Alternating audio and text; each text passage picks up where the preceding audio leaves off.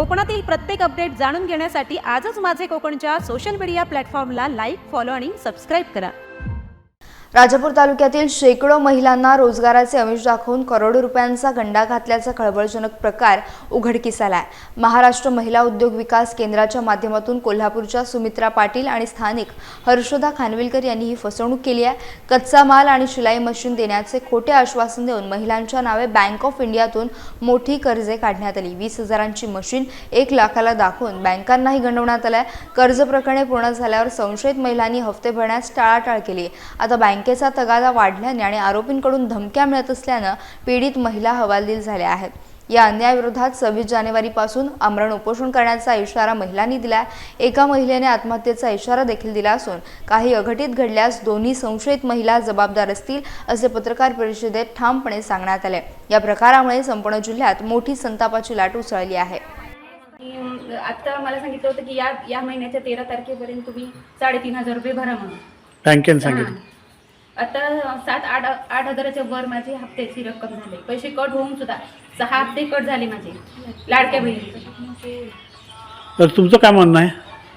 आम्हाला हर्षदा खानविलकरने स्टार सखी म्हणून लोन देतो म्हणून सांगितलं आणि त्यासाठी आम्हाला काही प्रोसेस सांगितले, काही कागद सांगितले। आम्ही ते सगळे जमा केले, बँक ऑफ इंडियामध्ये नेऊन दिले। बँक ऑफ इंडियामधून लोन आम्हाला पास पण झालं आणि पास झाल्यानंतर ते संस्थेच्या अकाउंटला म्हणजे सुमित्रा पाटीलच्या अकाउंटला ते पैसे ट्रान्सफर झाले। त्याच्यानंतर आम्ही बरेच 2-3 महिने आम्ही तिच्या ऑफिसला फेऱ्या मारत होतो। हर्षदा तिथे होती, मधुरा खानविलकर पण होती आणि स्मिता पाटणकर या तिघी पण तिथे असायच्या। आणि त्यांना आम्ही सांगायचो की तुम्ही मॅडमना कॉल करा आणि आम्हाला आमचे पैसे द्यायला सांगा। मी तिला एवढं पण सांगितलंय की अगं ह्या लोनसाठी आम्ही माझे दागिने ठेवलेत, ते लिलावात जायची वेळ आली, तू मला पैसे देणार आहेस की नाही तेवढं तरी सांग। ती आज देतो, उद्या देतो, मंगळवारी देतो, 10 तारखेला देतो, 15 असं करत करत तिने आता हे 2रं वर्ष चालू आहे, आत्तापर्यंत तिने मला पैसे दिलेले नाहीत। त्याच्यानंतर मग आम्ही भैया दादांकडे जाऊ अशी आम्ही तिला धमकी दिली। भैया दादा म्हणजे कोण? भैया सावंत म्हणजे आमदार साहेबांकडे जाऊ अशी आम्ही तिला असं बोललो, धमकी असं नाही बोललो आम्ही। तर त्याच्यावर तिने मला असं उत्तर दिलं की भैया सावंतच्या धमक्या आम्हाला द्यायच्या नाही। त्याच्यानंतर मग तिने 2 महिन्याने मला 1,70,000 रुपये टाकल्यानंतर मी त्यातले 50 मी माझ्या मुलीसाठी काढले, म्हणजे माझ्या मुलगी आजारी असते तिच्यासाठी मी काढले खर्चासाठी आणि ते पैसे आमचेच होते म्हणून ते मी काढले। सांगतेस तू मध्ये आता आमचे पैसे देऊन टाक ना, आम्हाला आता मोकळं कर। म्हणजे तुम्ही बँकेतून मशिनरी घेतली आणि ते पैसे कोणाला दिलेत? मी गोल्ड लोन केलेलं आहे। हां, बँकेतून तुमचं सोनं? हो, सोनं माझं आता अक्षरशः लिलावाला जायत आलेलं आणि ते पैसे कोणाला दिले? सुमित्रा पाटीलला। माझ्या स्टेटमेंट वरती NFT पण आहे तिच्या नावाची, सुमित्रा पाटील। तुमचा काय प्रश्न आहे? एकच आमचे नाट्यातून म्हणजे तुमच्या बरोबर काय झालं? तुमचं पण गोल्ड लोन?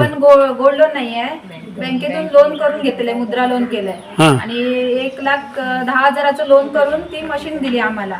आणि एवढं पण सांगण्यात आलं की तुम्हाला वेळोवेळी आम्ही काम देऊ, आम्ही व्यवस्थित काम चालवू असं त्यांनी सांगितलं। संस्थेचं नाव काय नेमकं? संस्थेचं महिला उद्योग, महाराष्ट्र महिला उद्योग केंद्र विकास, महाराष्ट्र महिला उद्योग विकास केंद्र राजापूर। बरं, इथे कोण चालवतं ते राजापूर? इकडे हर्षदा खानविलकर होती, तिच्या म्हणजे हर्षदा खानविलकर मेन आहे ना, मेन संस्थापिका सुमित्रा दत्तात्रय पाटील या आहेत आणि त्यांच्या खालती हर्षदा खानविलकर आणि इथलं काम बघतात। हो, इथलं काम बघतात।